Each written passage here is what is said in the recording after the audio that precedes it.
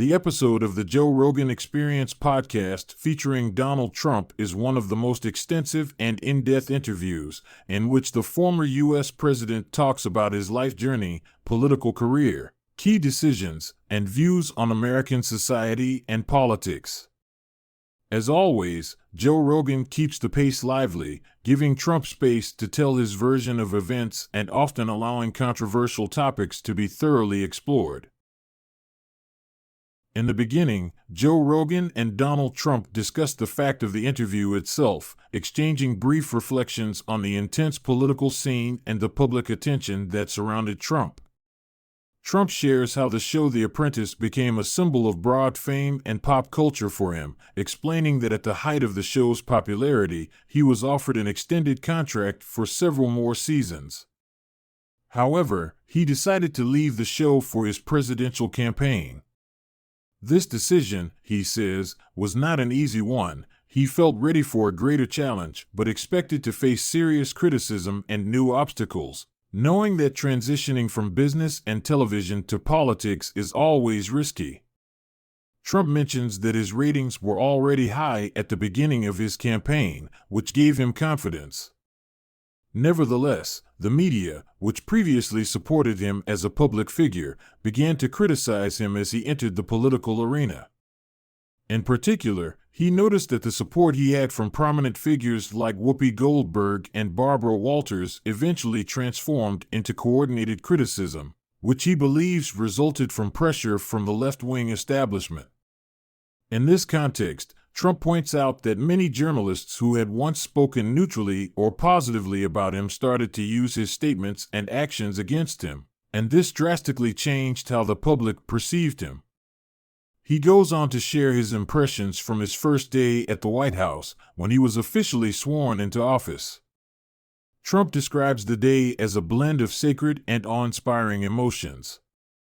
The White House was not only a symbol of political power for him, but also a historical monument, which turned out to be even more beautiful and grandiose than he had imagined. He was especially struck by the Lincoln bedroom, a historical room he mentions several times to emphasize his deep respect for the space.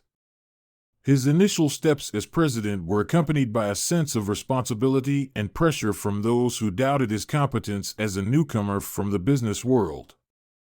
Transitioning to historical parallels, Trump reflects on the Civil War era, mentioning Abraham Lincoln's fear of Confederate General Robert E. Lee, whom he respected for his strategic mind. Trump sees Lincoln's fear of Lee as an important psychological factor, highlighting that even great leaders can feel insecurity when facing strong and dangerous opponents. This leads him to compare modern military strategists and generals, whom he highly values for their abilities. He recalls the generals who played a key role in defeating ISIS, admiring their strategic thinking, which he believes enabled him to quickly defeat ISIS using advanced weaponry and tactics. Discussing his early steps as president, Trump candidly acknowledges that he faced significant challenges in appointing key personnel. His lack of political experience complicated the selection process. Though he could rely on recommendations, he often had to make decisions based on intuition. Trump admits to making mistakes in his staffing choices, recounting instances when he selected people who did not live up to his expectations.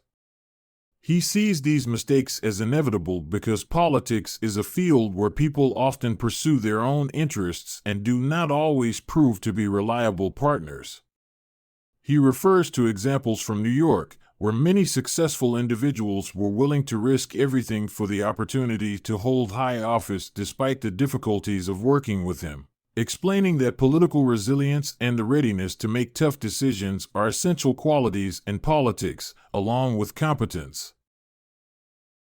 Trump also criticizes the media system, claiming that the press distorted many of his words and actions, casting them in a negative light.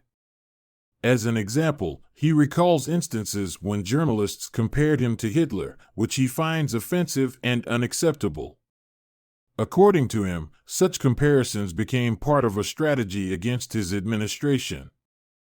He notes that the media often resorts to such extremes to discredit politicians, which is a major reason he lost trust in journalists.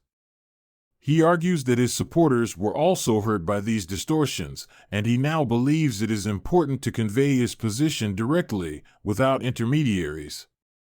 One example he mentions is the story of one of his press aides who initially called him a great president but, after leaving her position, began to criticize him, which he believes was due to media pressure on her. The conversation then turns to the economy and its main challenges. Trump discusses his tax-cutting policy, which he pursued to stimulate business and attract large companies like Apple back to the U.S. He emphasizes that his tax policies were aimed at fostering economic growth and bringing manufacturing, which had previously been outsourced, back to the country.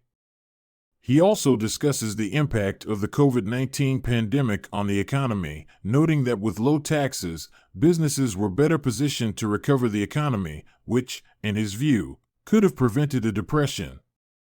Trump spends significant time discussing environmental regulations, which he believes often harm the economy by making it excessively difficult to implement major construction projects. He argues that environmental consultants sometimes use their powers to delay projects, creating barriers for businesses. While he acknowledges the importance of environmental responsibility, he feels that restrictions are often imposed to the detriment of development.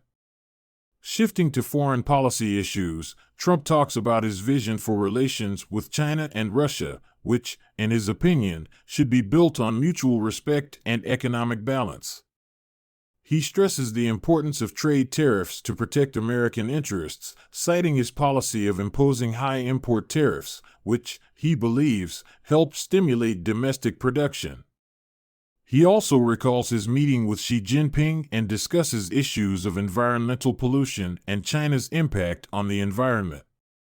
Despite the U.S. supporting its economy, he says, China continues to build coal-fired power plants, which has negative environmental consequences. In this context, Trump criticizes the U.S. government's policy of using tariffs as a pressure tool on China. Trump also addresses energy issues, discussing the use of nuclear power, which he sees as a clean and safe energy source if managed properly. He mentions Fukushima and Chernobyl but argues that modern technologies allow minimizing risks. For him, energy issues are associated with excessive regulation that hinders the construction of modern power plants, as in France, and delays projects in the U.S. Verification of facts in the media is another important topic for Trump, who believes it is often applied with bias. He recounts cases when his administration was heavily criticized despite actual data. In his opinion, this undermines trust in official statistics and distorts information. When discussing debates and polls, Trump expresses doubts about their objectivity. He believes that polls and their results can be manipulated, even falsified, to sway public opinion. He gives examples of polls that lowered his rating in critical states like Wisconsin, which may have influenced election results.